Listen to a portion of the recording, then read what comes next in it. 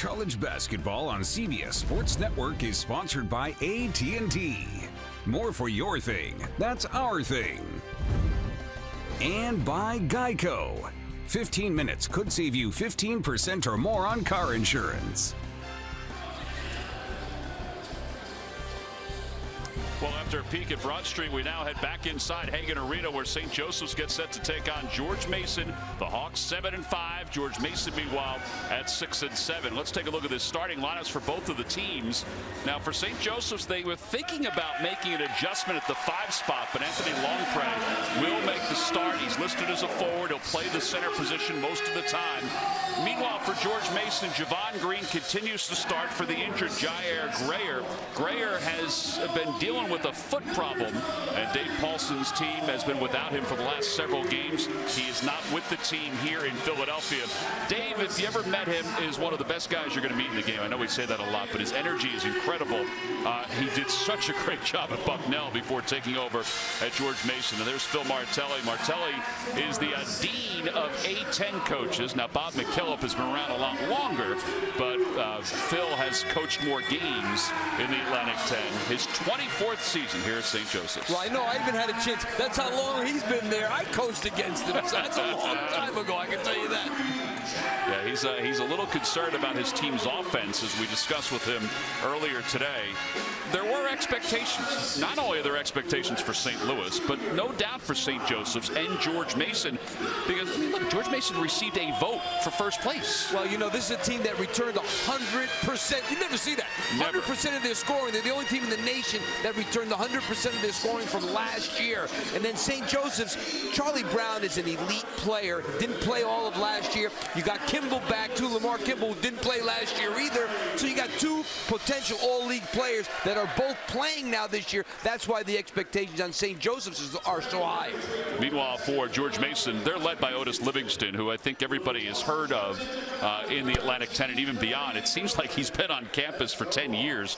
He is a phenomenal offensive player. Well, preseason all-league player, averaged 18 points a game in league games last year. This year's been a little bit disappointing, and I think that's a big reason why this team is 6-7. When he plays well, and he's played better lately, when he plays well and he scores, good things happen for George Mason. He's their senior, he's their leader. First team preseason all-league player, he's got to get it done for them. I asked him earlier today about conference play. I said, what does it mean to you? I mean, is there any real meaning because this is your last year? He said it means we're 0-0. He goes, we get a clean slate. We're under 500 right now overall, but we get an entire clean slate going into the conference schedule. They played a tough schedule. I had them in Florida. They played Baylor very, very competitively in that game. So it's a very competitive team. A couple of new pieces. Reuter from Virginia, who sat out all last year. They're big. It's a very small team. And then you talked about the injury to Grayer. That makes a difference, too. Absolutely. All right, so we're getting ready to go. Doug Simons has the basketball. He's going to walk it over to midcourt. There's Charlie Brown. He's the leader offensively for St. Joseph's. He was out for about an hour before anybody arrived today, working with Jeff Arnold, one of the St. Joseph's assistants. But George Mason was here early, too. Early? I never saw anything like that. That's the earliest I've ever seen anybody here. They were shooting at 5 p.m. Eastern time, and we are underway as George Mason will control the tip. Man-to-man defense usually for both of these teams. Well, yeah, and St. Joe's will play a little bit more zone than George Mason will, but you're right, Tom. Predominantly man-to-man teams, and both playing very well defensively in their last 3 or 4 games. Here's Reuter. They were hoping he could exploit things underneath, and they call a traveling violation. So you talked about the lack of turnovers for George Mason. They turn it over quickly to start this game. And you see they went into Reuter right away. He played a very good game against Kansas State. They lost a tough one the other day. They had a chance to really steal that game at the end, and Reuter played very well against a big front line.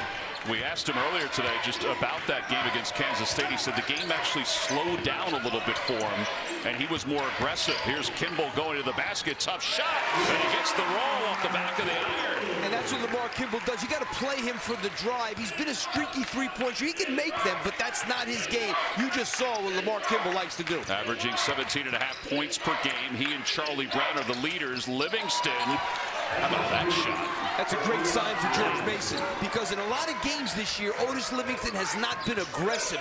They want him to take shots like that. Here's Kimball along the baseline. A reverse layup, and turned out to be an easy shot. You know, like, that's 2 times that Lamar Kimball got to the basket and no help showed up defensively. They got to do a better job of rotating when that kid has the ball. 4-3, St. Joseph's on top. Livingston, the second, is in the corner. They hand the ball off to him, and he'll get control again. Off the high screen, you'll see a lot of double teams with him. Off the side of the rim, and the rebound pulled down by Bynum, who's been a very good freshman for St. Joseph's. Hey, when you have a 3-to-1 assist-to-turnover ratio as a freshman, one of the leaders in the Atlantic 10, you know you're having a great year. Gonar Marr with the rebound. He's also another guy for George Mason that has to probably step it up a little bit offensively. He can shoot the 3. He lets it fly, and it's good. Here's the thing about Marr, Tom. He averaged 11 points a game last year. This year, only 3, shooting at 20% from the three-point line. So they need to get him going. He was a very good freshman. 3 for his last 18 before that make. 2 minutes into this first half. Charlie Brown with his first touch. He can't get the shot to go down. And a nice rebound by Javon Green, who's been so good defensively for George Mason. And Green covered by Brown, loses control, picked up by Kimball. Outlet to Charlie Brown. He'll head to the basket, 1-on-3, and he draws the contact, so he'll go to the free throw line. You know, you called it, Tom, 1-on-3. I'm sitting here saying, I think he should pull this one out, but when you're that talented, and he knows he is, he figures he's going to get a foul, and that's what he did in that situation. Foul goes on Livingston, his first, team's first. And here is Charlie Brown, who's shooting just 82% from the free throw line. Not bad. There's a couple of really good, well, Otis Livingston's the greatest three-point shooter in the history of George Mason, so got a couple of really good free throw shooters in this game. Otis Livingston going over to talk to Wally Ritecki, one of the officials for tonight's game. Charlie Brown trying to tie this game at 6, and he does. That's a nice matchup to begin the A-10 regular season. Livingston off the high screen, thought about a 3, goes to Green along the baseline. They kick it out to Kyer, and Kyer connects. That's 3 threes now for George Mason. And they only make about 6.5 a game, so I mean that is a huge bonus for them. And Kyer is having a tremendous year for them. Yeah, the junior had 15 points against Kansas State. He's averaging 12 or more the last 6 games. Now that was a long shot by Charlie Brown. Tough shot. Here comes Livingston winding up the floor. They give it off to the corner for Green. Down low inside for Reuter. Reuter outside for Marr. Now a 3-pointer left side for Green. No good. And the rebound by Kimball. 3-point lead for George Mason. All 5 of George Mason's shots have come beyond the arc. It's good aggressive defense by George Mason. Javon Green is a really good defender. That's who's playing Charlie Brown, so keep an eye on that matchup. Kimball with a 2-pointer. I don't think he had control of that shot. Hey, that kid can score. He scored over 30 twice this season, so this is a kid that can put up numbers. 9-8, George Mason on top. We'll have substitutions for both teams at our next stoppage. Reuter along the baseline. Funk picks him up. Now double team, low block. He distributes to Livingston for 3, and it's good. It rolled around and came down. That is such a good pass by Reuter. This kid knows how to play. He gets the double team, and where does he throw the ball? The furthest away from him. That's the guy that's going to be open, because that's the guy you're going to leave alone. And he made a great pass opposite. Long Prey trying to answer. Boy, he had a beautiful touch on that 3. And it's a 1-point game. You know, any scoring that Phil Martelli's able to get out of that 5th guy, he's got 4 really good scorers. That 5th guy is important. Yeah, we talked to Phil earlier about that, and he's trying some different things to get to 5 spot, some more offense. Green cuts right to the basket and slices through the defense. That was one of Phil's resolutions, was developing another scorer, another guy in the rotation. 3-point lead for George Mason. Long Prey again for 3, and it's good. Pinballed around and went down. That is some added offense from the 5 spot. I mean, he had 8 threes coming into this game, so this is a kid that can make them, but to get 2 like that, that's a bonus. Yeah, averaging 3.5 points per game. We're tied at 14. Reuter to the basket, tough shot. Funk with the rebound. Funk brings the ball up, hands it off to Kimball. Longpre take another one there. I think he thought about it. I got to think Roy's got to get up on him a little better this time. Charlie Brown off the back of the iron, and Green pulls down the board. Charlie Brown's first 5 games, he played really good. His last 5 games, he's been down considerably. Yeah, that was since the ankle injury against Princeton. Baseline 3 is good for Kyer. They are on fire from beyond the arc. They have almost as many threes as they average in a game. Well, they lead it by 3. Kimball with his 3, and it's good. A little more offense, I think, Lap, than we expected. And much more, because really both these teams have been on defensive rolls. Well, we've got 6 minutes into this game. Kimball's 4 for 4. George Mason, meanwhile, has 5 threes. And Reuter to the basket, blocked away by Longpre.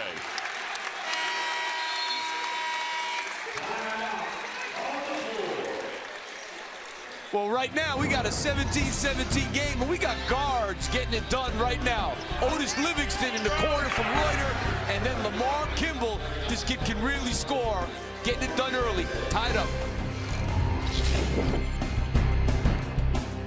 17 with 13:50 to play here in the first half. All right, so we've seen some really good three-point shooting tonight. Well, we would expect it more from St. Joe's, who makes 9 a game.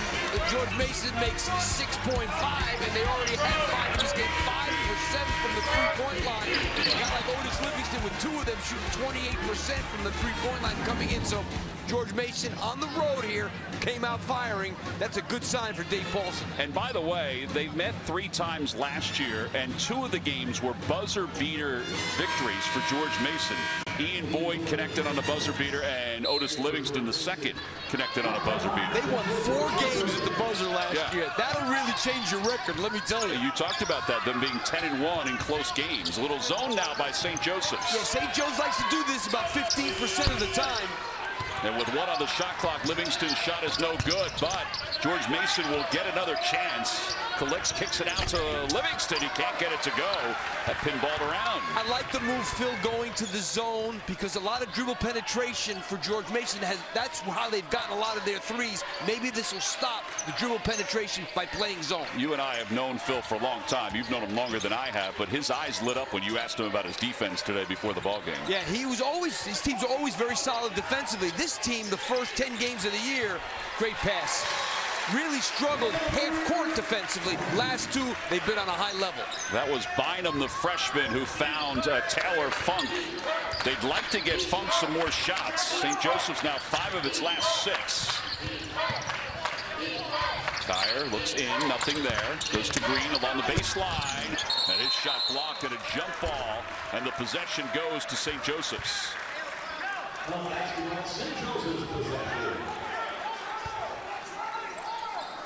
So a 2-point lead for the Hawks.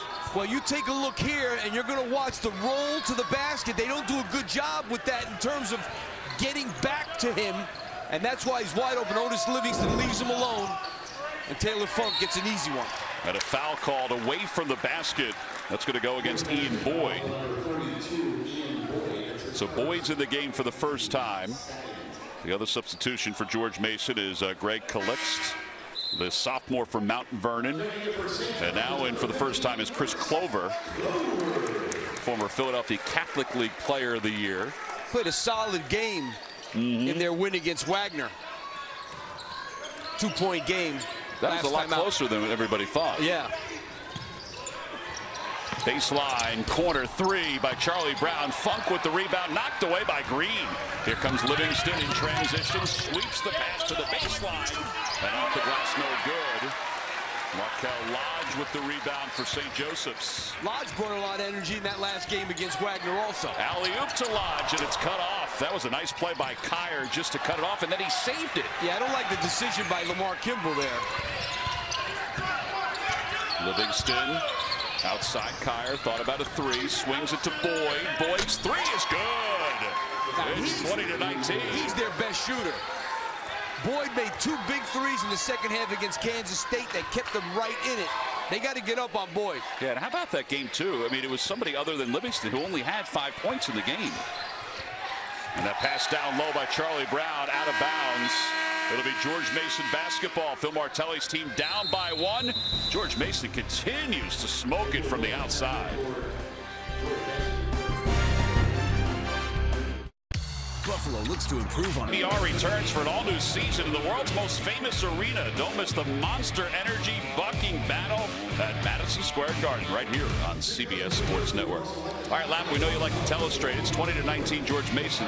Tell us what's going on this particular play. Well, you take a look at this here. Look at Chris Clover. That is not a good defensive stance. He's upright, his knees aren't bent, and he's guarding the best three-point shooter on the other team. So he's not going to be able to get out there in time.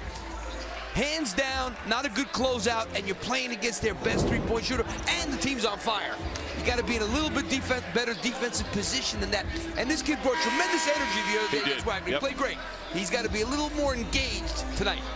We said he's a former Philadelphia Catholic League Player of the Year. That is a distinct honor when you win that award. Oh, I would say Philadelphia Catholic League, pretty good. All right, so George Mason with the basketball. Livingston will bring it up.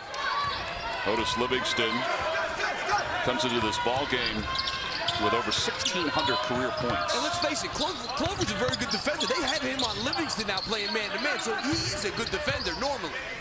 Boyd off that screen. Here's Livingston into the paint, switches hands, shot off the mark. Rebound, though, by A.J. Wilson is no good. And a second opportunity is good. Calixte is able to clean it up for George Mason. Neither one of these teams is a great rebounding team. That time, George Mason working the offensive glass very, very hard.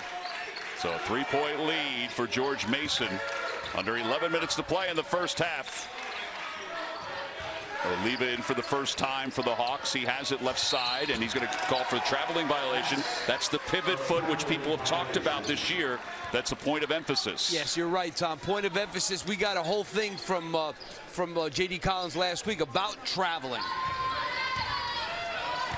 So the lead is 3 for George Mason. They can add to it here. Boyd off the screen, curls into the paint, leaves it down low to Wilson, and Wilson has his shot blocked by Oliva as Markel Lodge pulls it down. St. Joseph's looking for a clean possession, 3 turnovers in its last 4 trips. And that's something they don't do. They're one of the best in the second in the nation in least turnovers. 8.8 per game. Oliva's 3 is no good. It's out of bounds off Charlie Brown. Otis Livingston the second. His dad, one of our colleagues, Otis Livingston, who is the sports director on the CBS affiliate in New York and does some of our NFL games on the sidelines. He was a good college basketball player as well. Absolutely. I said, is your pop's going to be here tonight? He said, yes, he is. Getting a chance to see his son play in person.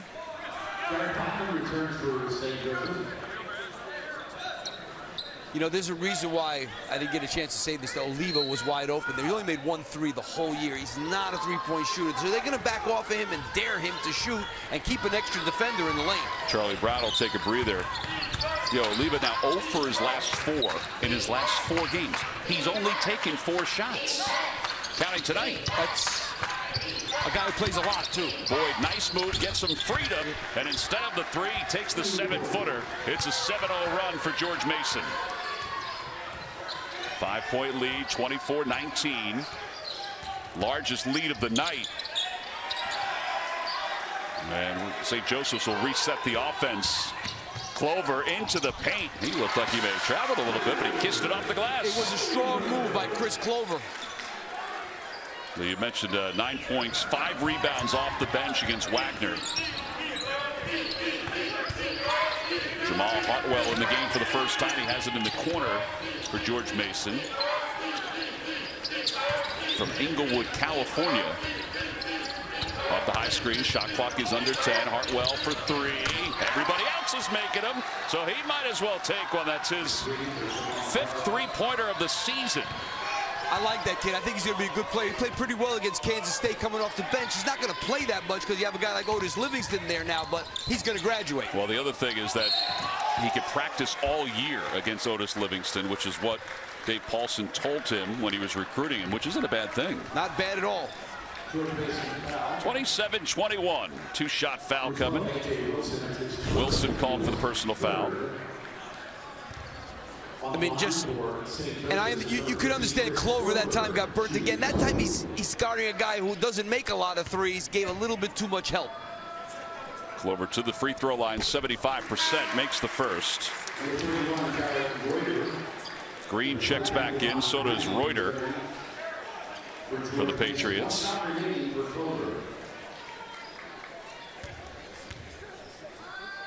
Second shot is good. 27-23. Dave Paulson's team 6-7 on the year. Trying to get to the NCAA tournament for the first time since 2011. Reuter against Longpre, backs his way in, still backing his way in, and traveling violation as he tried to slip that pass to A.J. Wilson. I think he was expecting the double to come, and he was a little bit fooled when it didn't come. They kind of faked and retreat at him, and that's why he turned that over. Marr is back in for A.J. Wilson. Wilson was having a little trouble offensively on some of his opportunities. And let me tell you something about Wilson. He started the year tremendous. He's a really good shot blocker, but he struggled a little bit in his last 6 games. Yeah, once he broke his nose, after that seemed to be where he slowed up a little bit. He had that mask on. Bynum gets the offensive rebound. The littlest guy on the floor lays it in. So the lead is down to 2 for the Patriots. Hartwell and Bynum, 2 freshmen. Reuter skips it to Marr. Plenty of time on the shot clock as George Mason plays without Livingston on the bench, getting a breather. Marr in the paint, cut off by Oliva. And now Boyd, shot clock at 5. Boyd gets some separation, lets it fly, and it deadens off the side of the rim. Very good defensive set that time by St. Joe's. They were trying to penetrate, they couldn't do it. Ooh, Longpre way downtown. I think he must have had a vision. It was 3 feet beyond the arc. That was a little too deep. Hartwell trying to get a 3, no good. Rebound by Clover, saved by Reuter. And Reuter to Boyd. Boyd gets right through the defense and is fouled on the floor. 27-25. How about Jared Bynum getting some work underneath? Well, it's always a bonus when your point guard can get himself an offensive rebound and then score it. 27-25, George Mason. Hey, Daryl. Hey, Thomas. From the start of the game till the end of the game, that's Dominic Godshall, who serves as the Hawk this year. How about the finishes last year in the regular season between these two teams? This could give you nightmares if you're the opposing coach, which was Phil Martelli, in both these situations. I mean, to lose 2 games like this, honestly, that's enough for a career, let alone 1 year. Yeah, Livingston in the first game, Boyd in the second game. We asked Otis Livingston today about those 2 buzzer beaters. I said, what do you remember? He said, well, what I actually remember is the fact that we got blown out in the postseason by St. Joseph's. He goes, the buzzer beaters, it was a raucous atmosphere. It was a chippy game here in Philadelphia. He said, but honestly, I remember getting blown out in the postseason more than that. It's amazing how that postseason can change the feeling of things. That's the one you really remember. But nonetheless, 2 great wins, yeah, and 2 wins that, you know, you don't get buzzed that much in your whole career as a coach. To get it twice in the same season by the same team doesn't happen often. Well, you mentioned in the Open, they were 10-1 in games that were 5 points or less last year. This year, they're 2-4. So it's a big difference already. Huge difference. But how about, Tom, as we were talking about off air, that was St. Joseph's first foul of the game. Now, they are number 11 in the nation in least fouls per game, so people don't get to the line against St. Joseph's very often. Well, Boyd misses his first free throw, 63%. George Mason with 3 team fouls. And Boyd makes the second one. Kyer checks back in. Boyd checks out. Dave Paulson will use a lot of players during the course of the game.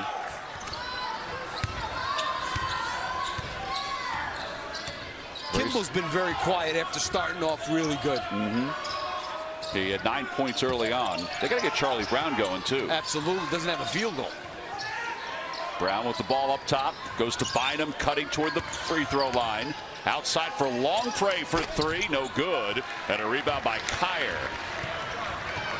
So the lead is 3 for the Patriots. Livingston back in, covered by Bynum. Hedged out by Longpre. They're trying to get it down low to Calixte. He's going to curl his way into the paint. He is pushed away by Clover. Good defense. I think they thought they had a mismatch there with Calixte. He's a lot bigger than Clover, but he faded away on that one. Down low. There's Charlie Brown under the basket with an athletic move. The lead is 1 for the Patriots. There's a tempo to George Mason. They will go up and down, but once they get into the half court, they will run their offense. Marr in the paint. Size mismatch. Gets it go down over the top of Bynum. Well, that was nice recognition by Gonar Marr from Mankato, Minnesota. His family immigrated to the United States from Sudan. His sister was in need of medical care. He was born, though, in the United States. Longpre into the paint. Tough shot. No good. Brown trying to get the rebound. Knocks it out of bounds. And it'll be the Patriots basketball.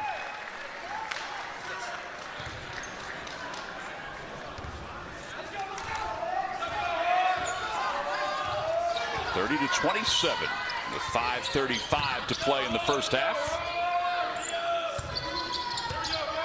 Kyer to Green. And now Livingston off the high screen. Picked up by Bynum. Heads to the basket. Sweeps it. No good. Funk with the rebound for St. Joseph's. Livingston trying to do a little too much there. A little too much there. Here's Charlie Brown. Turnaround 3. No good. He only has the 1 field goal tonight. Yeah, they're doing a great job being up on him. And these are tough shots Charlie Brown's been taking. That's not a tough shot. No, Kyer with a beautiful move. Kyer, who's from right around the George Mason area. His town brings busloads of people to home games to watch him play.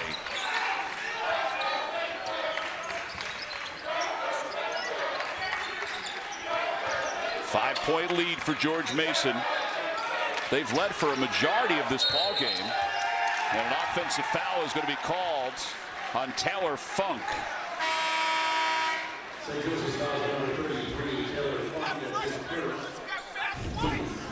You take a look at Justin Kyer right here. Okay, run it from there. You're going to see number 1, Justin Kyer, just turn his head and allow Charlie Brown to sneak in behind him. You got to rotate inside of that guy. Particularly somebody as skilled as Charlie Brown. So the turnovers, 7 combined for the two teams. Livingston to the basket, baseline jumper. That's a pretty shot, no good. And Kimball with the rebound. Taylor Funk touch pass to Charlie Brown. His shot is blocked away. Here comes Green into the open floor. Leaves it for Kyer for 3. No good. Marr underneath with the offensive rebound. He's going to be called for a traveling violation. Seems like George Mason has just been a little bit more active than St. Joe's. A little bit more bounce in their step right now. Phil talked to us about that earlier, just to try to get more energy for his team. They had a pretty spirited practice yesterday. They were trying to incorporate a couple of new things. Kimball looks up at the shot clock. 2 guys in the same spot offensively down the low post. Funk open for 3, and it was too strong. Brown with the rebound. Put back is good. He got a nice spin off the glass. And, you know, Taylor Funk's not getting any looks. Obviously, the scouting report, everybody knows is you got to pee on this guy. He's a tremendous three-point shooter. That time, Charlie Brown with a great opportunistic basket. Yeah, sometimes when you're not getting things to go down, you got to go in and get the rebound, and you might get an easy shot. Green tried a no-look pass down low, was cut off. Kimball, outlet to Bynum. Bynum heads right to the basket, draws the contact, and he'll get 2 shots after this timeout. Well, I think we've both been impressed with Justin Kyer, the way he's moved offensively. Well, this kid has had a tremendous year, and he's really, really good off the dribble with a nice finish there. George Mason still in control, 3-point lead.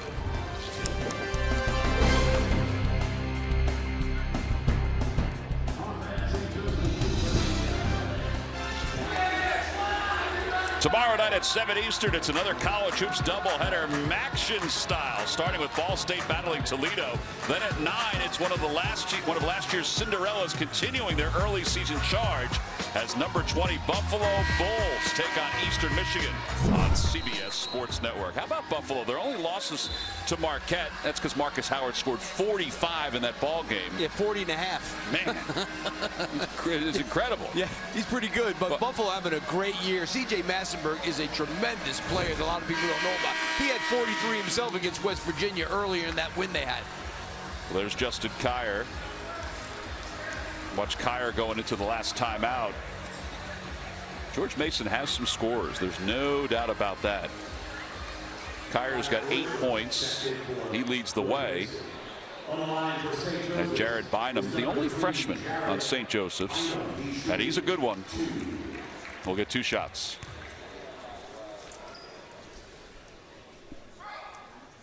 First shot is good. Lamar Kimball, who is a redshirt junior, so senior academically, said of Bynum, he said Jared is beyond his level. He is showing that he is a one-of-a-kind freshman. Well, you know, when you see a freshman that is so under control, that's the rare thing. You don't see this kid ever really do things where he looks crazy or looks wild. Just keeps himself under control at all times. 32-31.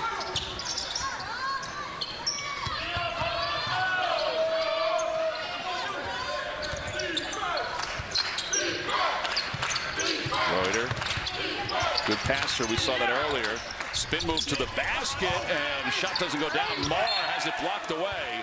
It'll remain George Mason basketball. Stay tuned. When we get to halftime, we'll go back to the CBS Sports Network studios where Jamie Erdahl, Wally Zerbiak, Gary Parrish, and Seth Davis catch you up on all the news and scores from around the nation, plus a recap of the first half here at Hagen. All that coming up shortly on AT&T at the half. Reuter's really been struggling to finish, Tom, in this game. Dave Paulson said that he was really impressed with Reuter, the transfer from Virginia last year, when he sat out because he was such a good practice player. And, you know, they talk about him being, if he can get his game totally together, a huge impact in this league. Yeah, and you need an inside scorer. Yes. You don't need 2 anymore, but you do need 1. I think particularly when you have Livingston and Kier and guys like that. Here is Kier. That's a tough pass to Green. Entry pass to Reuter. Reuter in the paint, got some separation, blocked away by Lodge. They've done a really good job on him. He likes to go to that left shoulder all the time, and they really have been playing it hard. Here's Kimball, and it's blocked by Reuter out of bounds. Not a bad look by Charlie Brown. The St. Joseph's faithful looking for a foul on that drive. Boyd will check back in for George Mason. Kier out.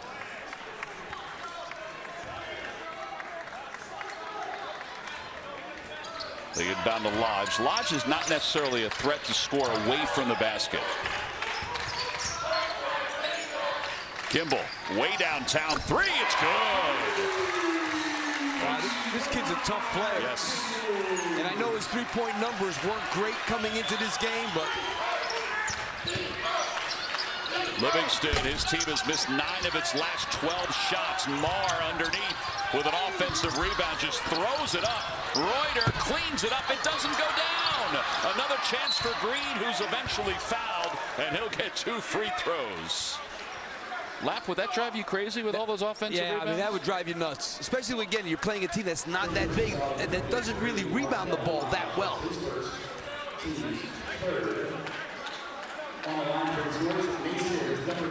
Yeah, there's a lot of activity underneath the basket there. 1, 2, 3, 4, Green. And now he'll go to the free throw line. It's a 1-point lead for St. Joseph's. Reuter will check out. Calixte is back in for the Patriots.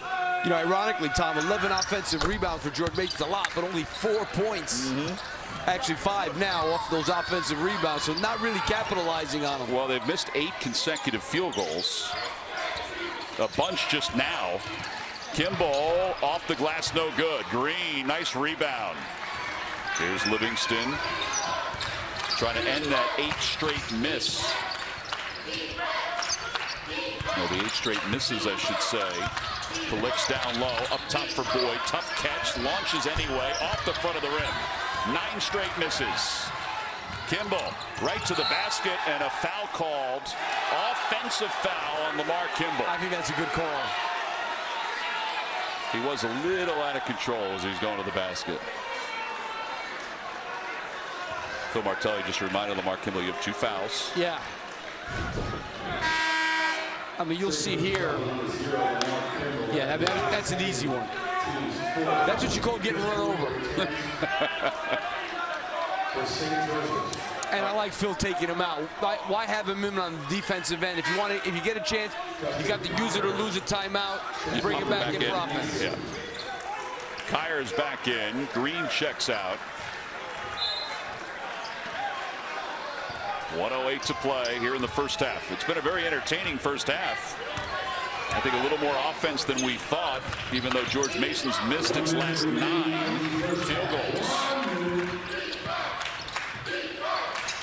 Marr, now to Boyd.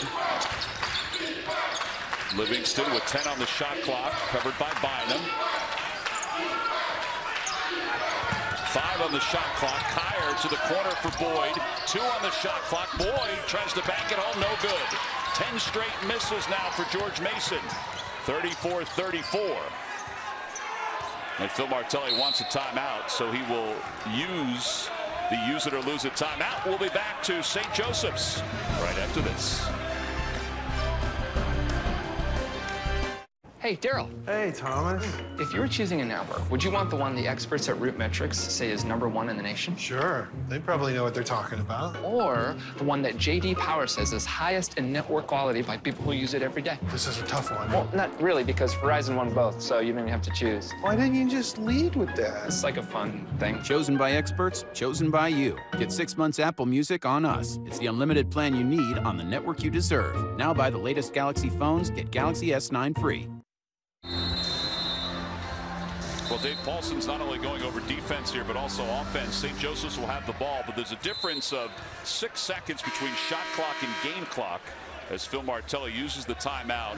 He puts Kimball back in, which, Lap, you thought that's what he would do, would put Kimball back in after he used the timeout. Yeah, I think it's a great time to bring Lamar Kimball back in. You're on offense. They're going to get the last, or pretty close to the last shot of the half. There'll be 6.9 seconds left.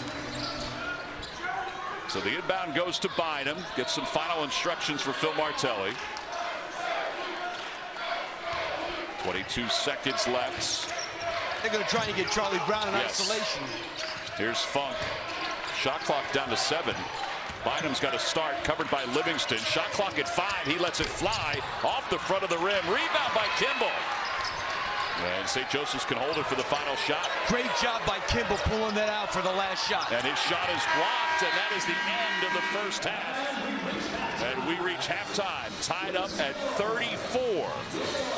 Well, as we mentioned, a little more offense than we anticipated for both teams, just the way they played the last couple of games. But I'm sure that both coaches are happy with the offensive effort so far here on Hawk Hill. So 34-34, St. Joseph's and George Mason. Steve Lapis is standing by with Phil Martelli. Coach, you struggled a little bit to guard them early, but then they had 10 straight misses here at the end of the half.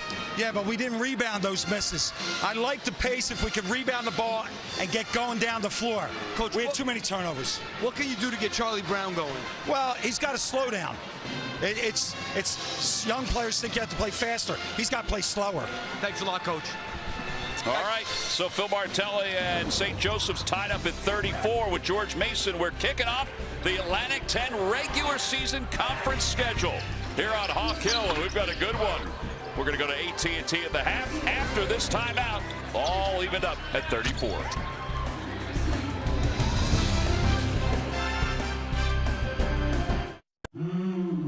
Joseph's and George Mason. Let's go to Steve Lapis, who's with Dave Paulson. Coach, you're on the road, you shoot 32%, and you're in a tie game.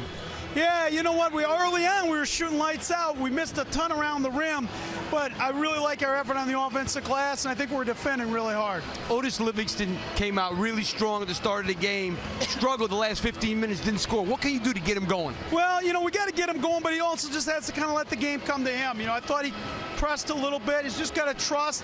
You know, part of it, our guys, if they finish a few around the rim, then they're going to have to kick it out. Thanks, Coach. Back to you, Tom. All right, Lap, thank you very much. Time now for our Geico difference makers. We begin with Justin Kier for George Mason.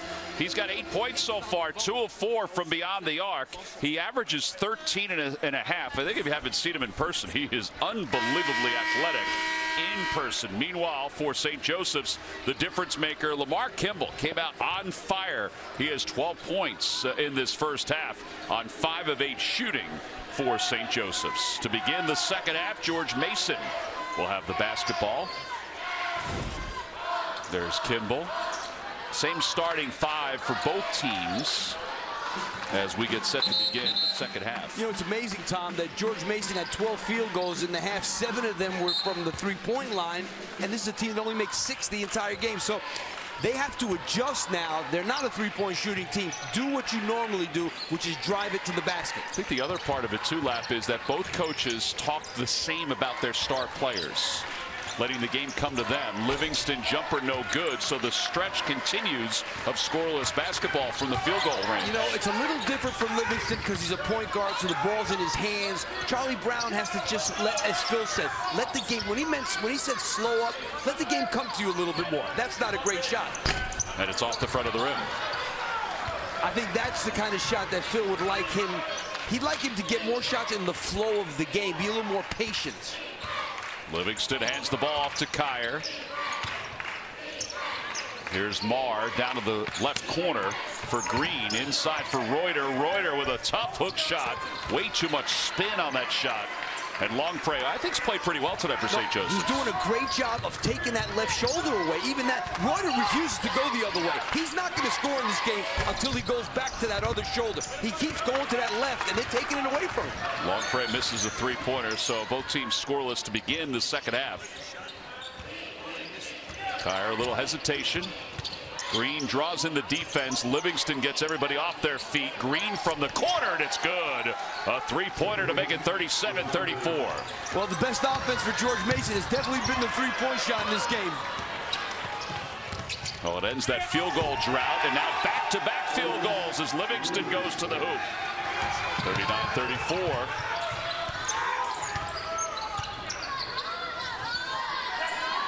So George Mason missed 12 consecutive field goals dating back to the first half. Now they've made back-to-back field goals.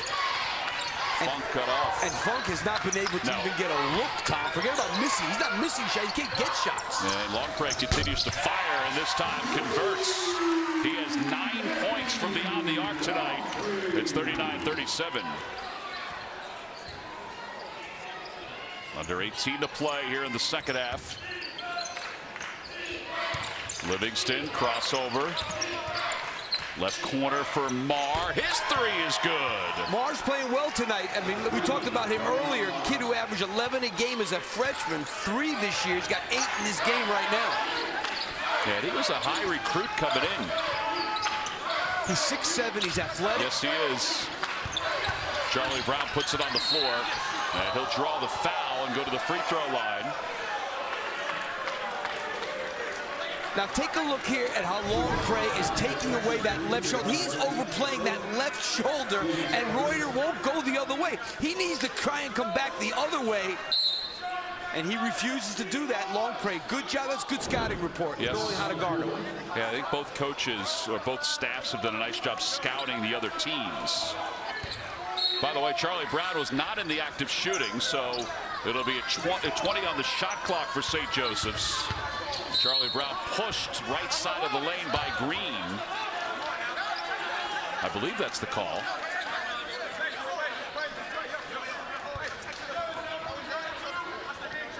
Yeah, the foul is going to be on Green. George Mason saying that there was a hand check by Charlie Brown. The shot clock back to 20.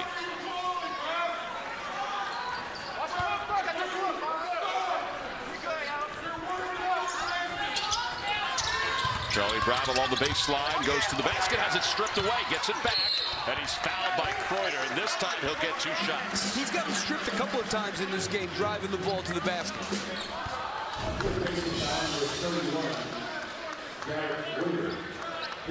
That's good defense.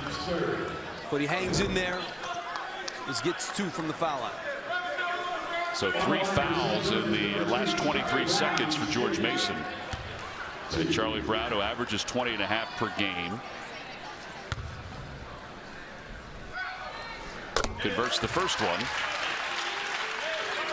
How about in 2 years, Charlie Brown, and you could say the same about Otis Livingston. He was on the same pace, but he has over 625 points. I mean, everybody knew that this kid 2 years ago was going to be a big-time player. He averaged 13 a game as a freshman. It was a shame that they didn't have it. Phil's had so many injuries in the last couple of years. I mean, talk about he had more than his share of injuries. And to the wrong guys, really good players. Marr up top, covered by Funk. Trying to get to the basket. Ball is stripped by Kimball. But they're going to call a foul on St. Joseph's on the floor. That'll go against Taylor Funk. I mean, he had his hands all over him, no doubt. So that's his second foul, first team foul.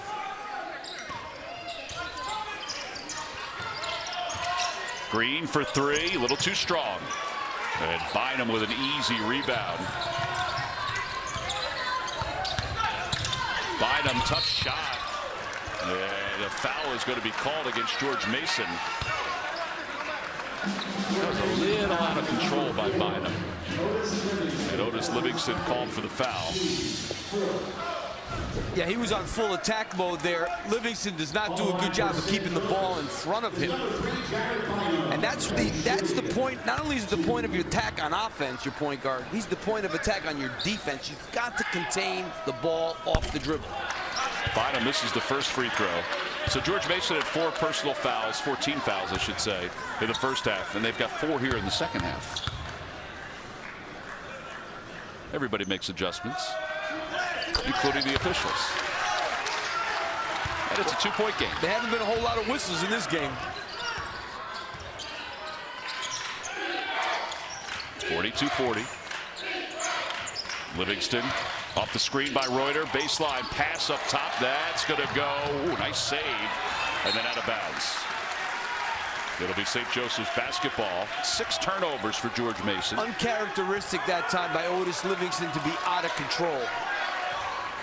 Yeah, I thought he would shoot that ball on the baseline. And that was what his intention was, but St. Joe's closed on him pretty good defensively.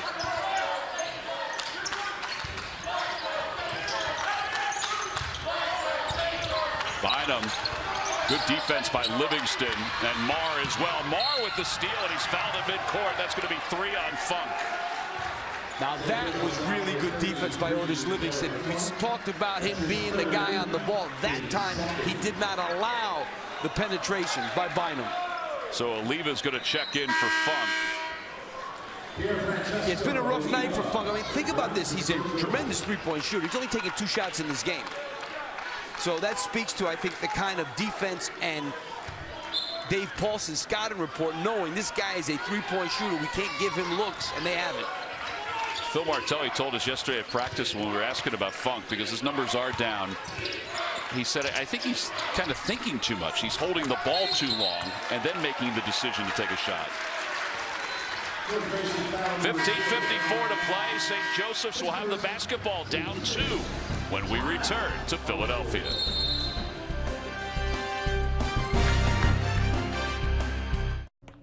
Hey. Tubes' Greg Marshall's Wichita State Shockers take on Memphis right here on CBS Sports Network.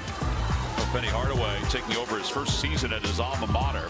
8-5 in non-conference play. How about the points they're scoring this year? He's scoring a lot of points. Kevon Davenport is a really good player. He was a JUCO last year. He was a junior last year, and he's really become one of the better scorers in the American Conference. So that's coming up after this ball game. We've had a good one here in Philadelphia. It's 42-40. George Mason on top. So the turnover comparison. George Mason averages 13.5 per game. St. Joseph's has 8 tonight. They average 8.8, which is tops in the A-10. And they've turned it over. The last 2 games, they've had 24 turnovers, which is a big number for them. Charlie Brown with 20 on the shot clock. That's a tough shot. He'll draw the contact, though. Collicks called for the foul. That's 16 fouls on George Mason. Dave Paulson can't believe it. Do you remember that look and that feeling? Oh, yeah. I remember the feeling. I don't know how I looked compared to him. You look great, lad. Oh, I'm sure. First shot. My wife didn't think so.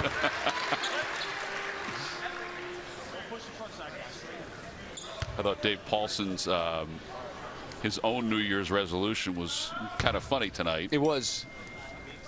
Second shot is good. Said that he's not going to eliminate, but he's going to cut down his intake of Diet Mountain Dew. At least it's diet. I mean, you know, or I guess it's stuff in that diet soda you shouldn't even be drinking too much of, I think. Everybody has their thing. Hey, if that's the worst thing he does, I was thinking the same thing. Marr bounce pass up top. I wish I could say that's the worst thing I drank. Here's Green with a crossover baseline blocked by Charlie Brown, saved by Oliva, picked up by Longpre, and they're going to get Javon Green for the foul.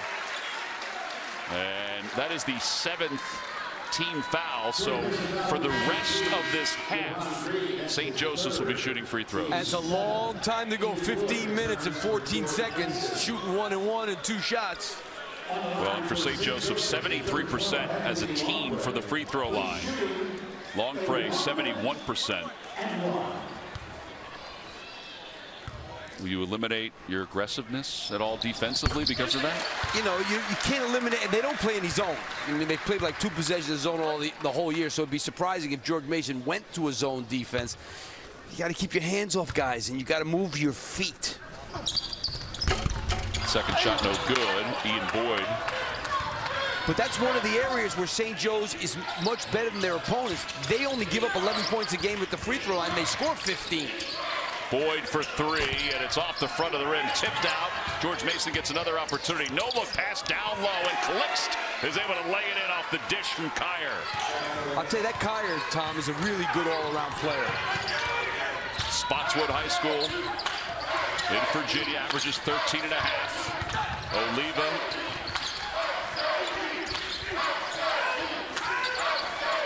Kimball got some separation with his dribble to the left and nails the 3. They call him fresh, and that move was pretty fresh. He's the one guy they have not had an answer for, really. He's been pretty good the whole game. Had a little quiet time in the first half, but he's a good scorer. 15 points, 9 in the first half, 6 here in the second half. Kyer off the high screen, down low to a cutting Calixte, who will go to the free throw line to try to finish off a 3-point play.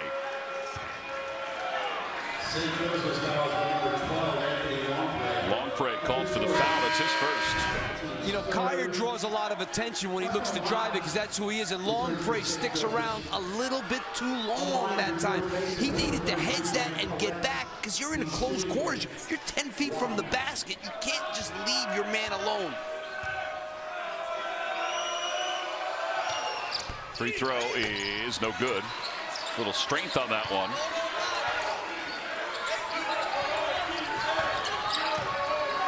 Tied up at 46. You know, Kimball's the guy because he can go one-on-one.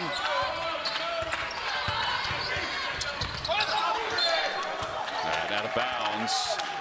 13 on the shot clock. Oliva will inbound.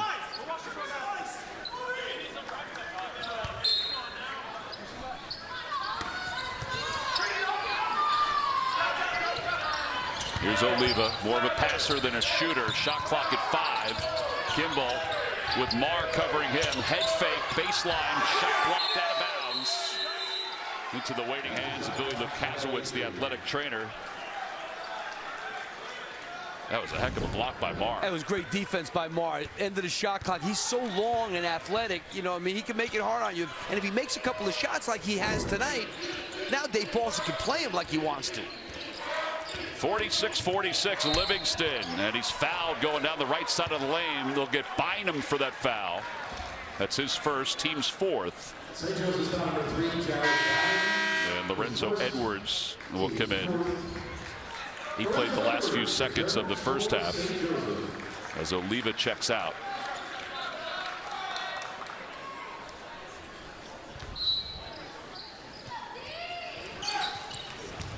Livingston, little bobble on that pass, but still off the glass, no good. Here comes Kimball running the floor with Bynum.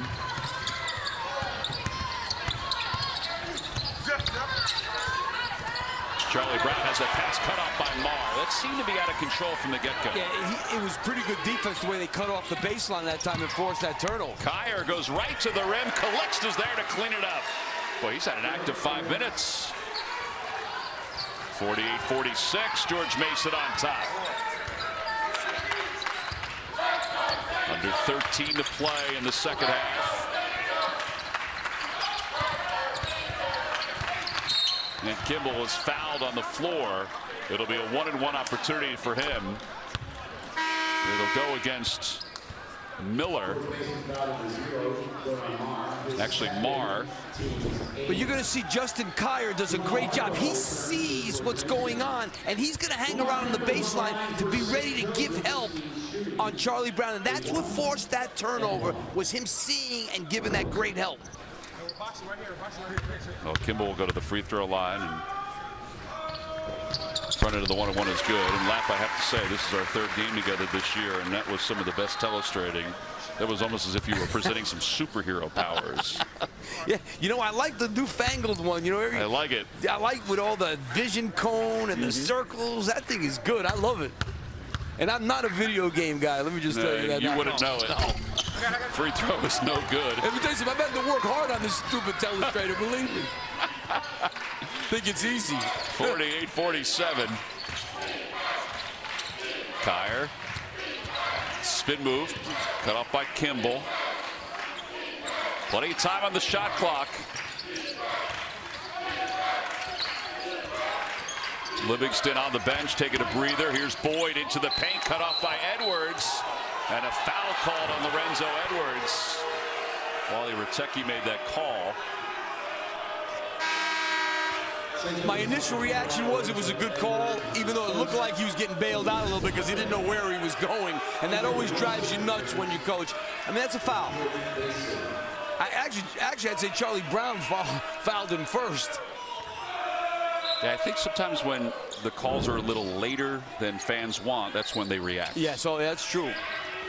And how about that three-pointer by Boyd with plenty of time on the shot clock. It's a 4-point lead for George Mason. Well, he knows how to come off a screen, that kid, ready to fire. Edwards for three, not necessarily a three-point specialist. Gets the rebound, goes to the corner for Brown. He can can it. He does. 51-50. I don't think Phil was too happy about Lorenzo Edwards' shot attempt, but the way it ended up was okay. Allen to Kyer. Kyer looks for the screen from Allen. Here's Boyd again for three. It's good. Count the bucket. It'll be a 4-point play opportunity. Well, Ian Boyd has come to life in this second half, has given George Mason a 4-point lead and a free throw when we return. First tattoo? Yeah.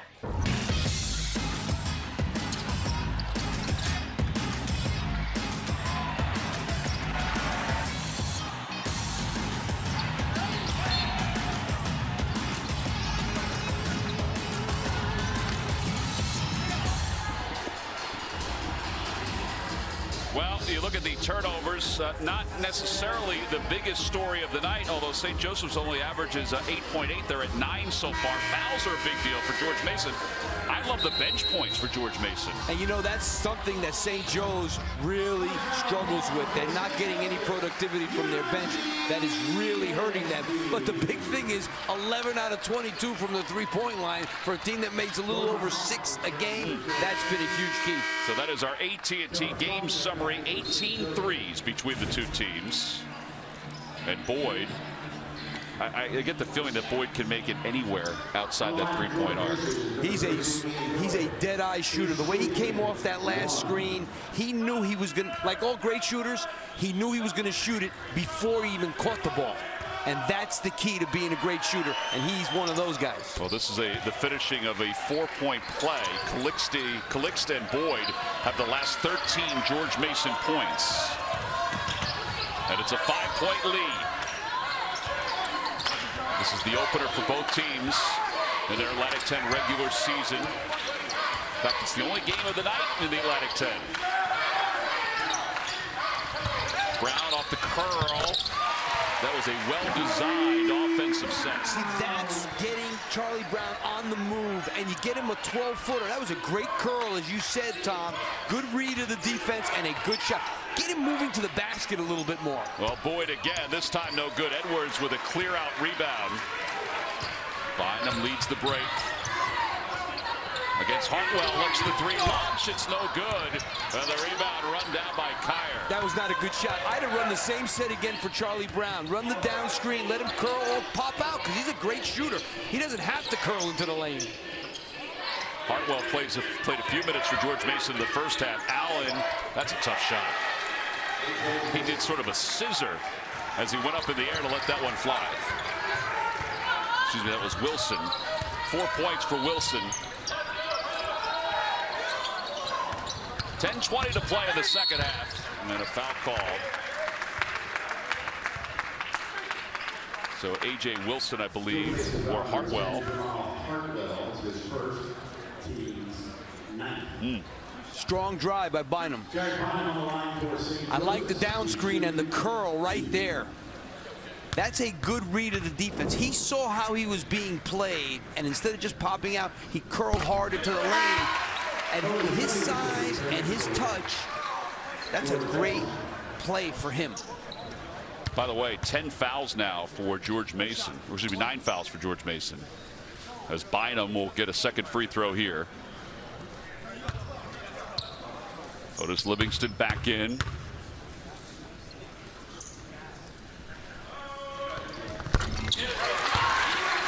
Well, St. Joseph's tonight from the free throw line, 15 of 18. It's 57-54. That's kept them in this game.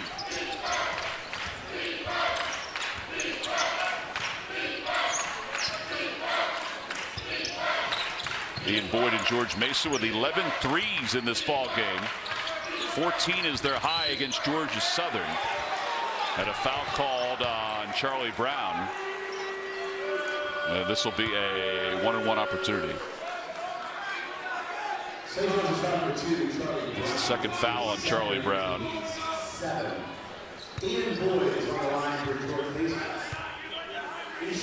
All right, so Boyd, 12 of 19 from the free throw line coming into this ball game. He's the kind of guy who doesn't get to the basket much. Obviously, taking 19 free throws all season. Now he converts the first one. He'll get a second. The lead is 4.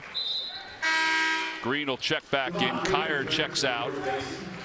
1 shot remaining for Boyd. And they've been basically in control of this game, and Livingston really has not been much of a factor. Well, it's kind of like the Kansas State game. Now, he played well, but had only 5 points in that game. Everybody else contributed.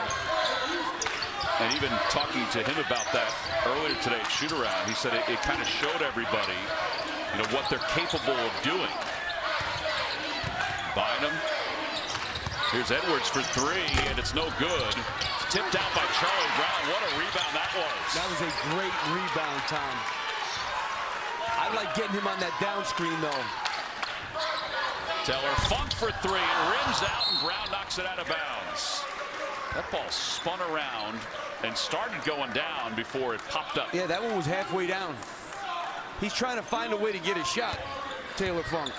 Is that hard for a player that you know can shoot it? Yeah, it's hard, especially when that scout, you know, he doesn't put the ball on the floor, so they know exactly how to guard him. He's got to benefit from other people getting in the lane. That's not happening. Marr has the shot blocked by Edwards. Here's Charlie Brown, loses control, picked up by Green. George Mason, good hustle defensively to make sure there was a hand back there.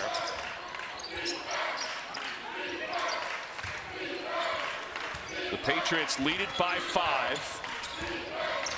Livingston, pull-up jumper, corner, it's good. 61-54, largest lead of the night, and his dad liked it. That was a really good move. Now 10 points for Livingston.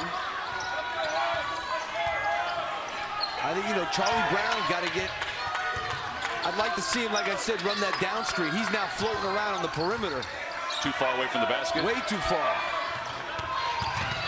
He lost control of the basketball. It's picked up by Edwards. Shot clock at 5, but he's called for a traveling violation. I mean, here's what happens with Charlie Brown. His best plays in this game have been coming off screens. When he tries to go one-on-one on his own, he's been a little bit out of control. That's what Phil had talked about, him rushing and not letting the game come to him. And I would think there's certain teams you can get away with doing it against. This is a pretty good defensive team. They're a solid team. I mean, they're an experienced right. team, as we talked about. All these guys played last year. And no matter how good you are at the Division I level, it's hard to just go one-on-one whenever you want to, no matter how good you are. So it's Calixton, Livingston bringing the ball up. Green on the floor. Marr is there. Boyd's played a lot. He's in the corner. Livingston, paint. Down low to Calix, got pretty deep and was able to roll it off the front of the rim at 63-54. They're playing, when I had them against Baylor early in the year, this kid didn't play hardly at all.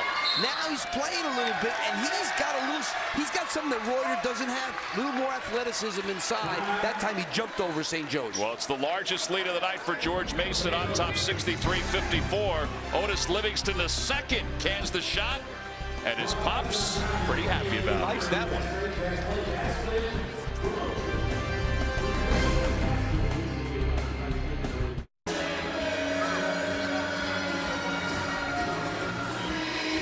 (63-54), 7:58 to play here in the second half. George Mason with its largest lead, partly because of their threes, but also look what they're doing inside the paint. They're 22-16. Calixtus had a huge influence, but also Otis Livingston and the rest of his teammates, they're passing the ball well. They're passing very, very well. You know, and this is a team that really, as we talked about in their losses, they didn't pass so well. They were turning the ball over left and right. In this game here, they only had 6 turnovers. Now, let's understand this. St. Joe's, their strength is not forced. That's been one of the things they've been weak at this year, is forcing turnovers. But George Mason taking advantage of the non-pressure from St. Joe's. Only 6 turnovers in the game. That's great for Dave Paulson. Yeah, Calix 8 points in this half. Boyd 9 points. Chris Clover cannot connect. Ball is loose, and Green has it knocked out of bounds. It'll remain St. Joseph's basketball as they try to end a 2-minute and 28-second drought offensively. 7:48 to play here in the second half. George Mason on top. Hey, Daryl. Hey, Thomas. They played very well offensively, but also defensively they've been sound. Phil Martelli, St. Joseph's team, has 4 field goals in this half and 5 turnovers in this half. They've already exceeded their game total, their average for a game. And they'll have possession with a fresh 30 off this inbounds. A little hesitation by Brown. Funk for 3, no good. And Green with the rebound. Pick and pop by Funk. That was a decent look. It was a little bit deep. But, you know, one of the things we got to look at, we talk about George Mason, the way they shot the ball from 3. One of the problems for St. Joe's this whole year has been defending the 3. 37% they've been giving up. So George Mason taking advantage of that. Livingston, pull-up jumper over the top of Bynum. That was a controlled 2-point field goal. It's an 8-0 run for the Patriots. It's an 11-point lead. This is danger zone for St. Joseph's. Livingston with 12 points. He has 6 assists in this game. Kimball tries the long-range 3, no good. Now, George Mason can really give itself some breathing room. This is big-time dangerous time for St. Joe's. Livingston sweeps in, lays it in. Beautiful move. 67-54, it's a 10-0 run. Clover has it knocked away, another turnover. Here comes Livingston, runs the floor, His reverse layup no good, and Charlie Brown with the rebound. He doesn't make many bad decisions. That may have been one there, just on the angle of the shot. Clover, 3, no good. I mean, the wrong guys are taking the shots. Yeah. I mean, that's how it looks to me right now. You lose your aggressiveness if you're George Mason, or you're going to pull it back a little bit? No, I think you got to keep it. You got to keep playing hard and keep attacking because it's working. And Marr for 3.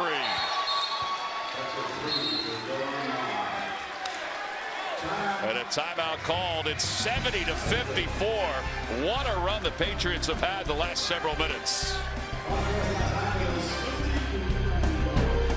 Want to save money on pet food and supplies? Shop online at Chewy.com. When I shop at Chewy.com, I know I'm getting an amazing deal on my pet's food. I save on my dog's food, their treats, their toys. At Chewy.com, you'll always find low prices on your favorite brands. Plus, you get fast, free 1 to 2 day shipping. Prices are important to me because I have 4 dogs, and Chewy saves me money. I just found my dog's food for less than what I buy it in the store. I love Chewy.com. Save 20% on your first order and get fast, free 1 to 2 day shipping. Start saving today at Chewy.com.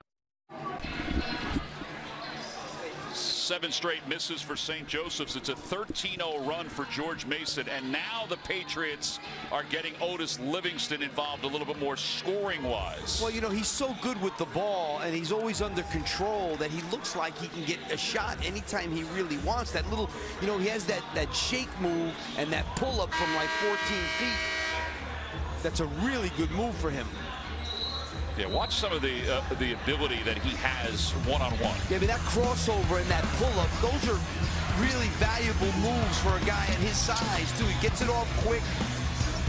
Just a really, really good player who's starting to play like a first-team all-league player that he was in the preseason and that he was last year in the postseason. How much was it, do you think, early on, the pressure of being the guy? I think there was some of that because I talked to Dave Paulson, as I said, when I had them in the Emerald Coast Classic tournament and when they played Baylor, and there was definitely some of that where he just was trying to do too much. He was preseason first team.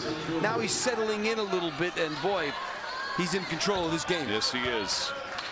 So 13-0 run. Kimball high stepping to the basket, no good. Another miss for St. Joseph's. The lead is 16. How about this drought for the Hawks? They've gone 4.5 minutes without a point. Yeah, you never want to see that happen in your own place. And Marr, quick step to the basket, gets a nice bounce off the back of the rim. I'll tell you, Phil's gonna not sleep good tonight. This is one of those games that, as a coach, you sit there, you get really concerned about your season because there's things here you got to fix that are going to be hard, not easy to fix. What do you think of some of the shots that are being taken? I think a little frustration settles in, which happens in this kind of situation here, and you just start doing things that are uncharacteristic. I think the big thing is what Phil said in his resolutions. He's got to find a reliable fourth guy somehow in this mix. Well, this has exploded to a 20-point lead for George Mason, and one miss after another for St. Joseph's. 10 consecutive misses, and George Mason on the other end is making its shots. I mean, they're being the aggressors right now, obviously. Yeah, they smell blood. I think the blood has been spilled. Wow, 19-0 run. I mean, think about the drought that George Mason had. They missed 12 consecutive shots earlier this game, but St. Joseph's could not convert. Edwards off again, Clover with the rebound. Long Prey. Plenty of time on the shot clock.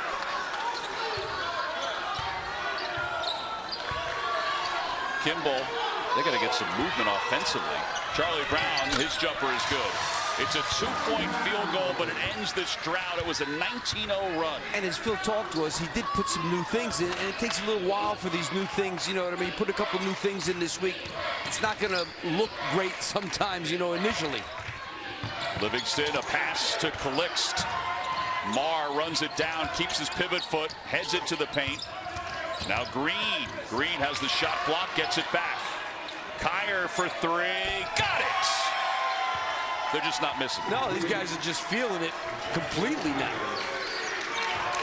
Not sure if they're going to have to worry about another buzzer beater in the regular season against St. Joseph's, at least tonight. If it happens tonight, it's going to be historic. Historic. Charlie Brown may have forced that one over the top. Shot is off the mark. Here comes Kyer running the floor, sprinting from end to end. No good. The cleanup isn't good either. And Clover pulls down the defensive board. Now, I know they're up big. He should have pulled that one out. Yep. There is a perfect opportunity to eat up some clock. I think the other thing, too, to point out, George Mason picked up its 17th foul with just under 16 minutes to play in this half, and they lead at 79-56. It's coming from all ends. Kyer is one of those too. Boy, he's definitely a good player. They've spread it around, up 23 on St. Joe's at St. Joe's. The 17th foul for George Mason. They picked it up, their 17th foul. St. Joe's went ahead 43-42. We thought, oh my gosh, St. Joe's is going to be shooting free throws the rest of the night.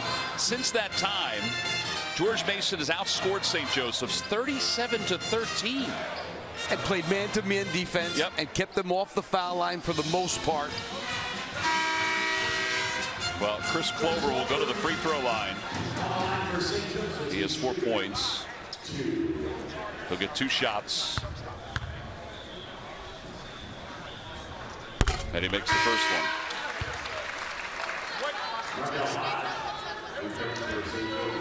Lodge in, long pray out. I can tell you one thing. Be ready for in St. Joe's next game for a shakeup of some kind. I don't know what it's going to be, but it's going to be a shakeup. Clover misses the second shot. You mentioned high expectations for both of these teams because they both had a lot of players coming back. Livingston to the right side for Kyer. Kyer, 3, it's good. Well, we've all seen games like this where shots are just going down for one team and nothing's working for the other, and an offensive foul is called on Clover. 14 threes for George Mason. That matches its season high. As I mentioned before, they had 14 against Georgia Southern earlier this year. 82-57. Now full court pressure by St. Joseph's.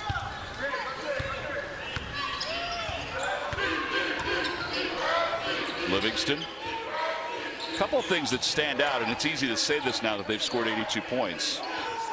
I'm impressed with how many options George Mason has, at least tonight. Oh, yeah, no doubt about it. And they understand their roles, which obviously is important. And they've had a rough, they haven't had it easy in their preseason, you know, coming into this game 6 and 7.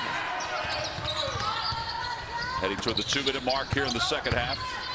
Edwards may have turned the wrong way, and the shot blocked away by A.J. Wilson. I mean, the one thing I can tell you, this last 7 minutes has not looked good at all. No. Well, George Mason has looked very nice. Well, I mean, for St. Joe's, obviously. No, Jordan, one coach will sleep like a baby, the other one will not. And you don't have to guess who's who. George Mason's trying to get to the 500 mark with this victory, but as Otis Livingston told us today, get to their first win in the A-10. Mars jumper is no good. It's a shot clock violation. The lead 82-57 for Dave Paulson in his 4th year at George Mason. Guy's worked his tail off. 7 years at Bucknell. He went to 2 NCAA tournaments, and man, could he recruit. He did a heck of a job at Williams. Yes, he did. Winning the national championship at Williams in Division III, gets his opportunity in Division I at Bucknell, does a great job, and now he's here to rebuild this program.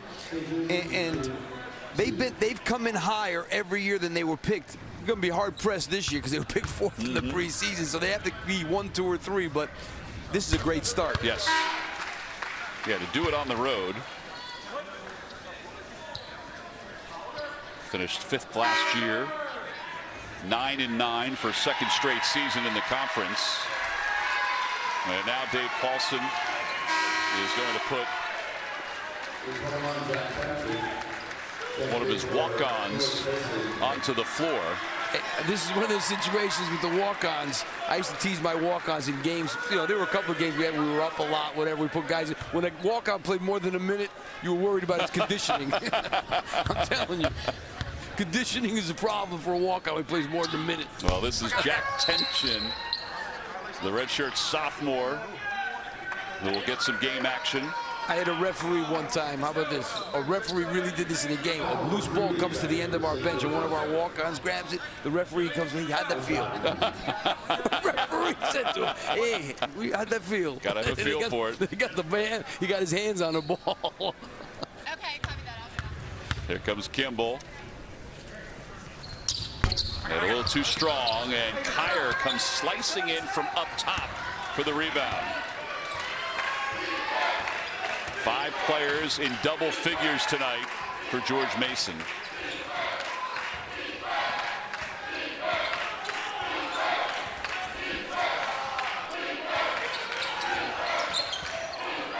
One minute to play. Livingston, 3. It's good. He rattles it home. And it's now 85-58. That's the 15th 3 for George Mason. It's a season high. Clover will take a 3 of his own.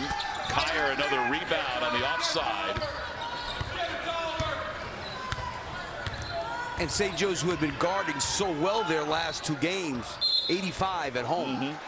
Totally different flow these last 15 minutes in this ballgame. It's amazing how it's gone away. And Nick DiClemente checks in. And Dave Paulson, he called timeout there not to be a jerk or anything, but to get another kid in the game. He didn't want to talk to his team or anything. Just wanted to get the kid in the game. DiClemente, by the way, number 24, who was in the ball game, has not scored a college point.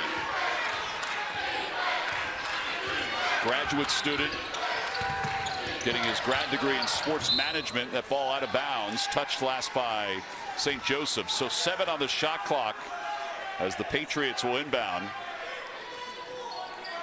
And DiClemente will inbound the basketball. He's out of Leesburg, Virginia. He's got good size, 6'6". Kyer, no look pass down low for A.J. Wilson. And the ball out of bounds. It'll be St. Joseph's basketball. Edwards got a block. It's a shot clock violation. Well, game 1 in the Atlantic 10 regular season conference play is 10 seconds away from being in the books, and it's a resounding victory for George Mason. Bynum able to lay it in. It's 85-60 with 5 seconds to play. Nothing beats the bus ride or the plane ride home after a road win. Yeah, because George Mason now has a couple of home games after opening the season in the Atlantic 10 on the road with an 85-60 victory over St. Joseph's. Last year, the 2 regular season games were buzzer beaters. Otis Livingston said, "I didn't really remember that. I remembered getting blown out in the postseason." Well, they did the blowing out here in Philadelphia. Dave Paulson's team wins at 85-60. When we come back, we'll have a full recap, maybe an interview as well, with George Mason winning at 85-60. Stay with us.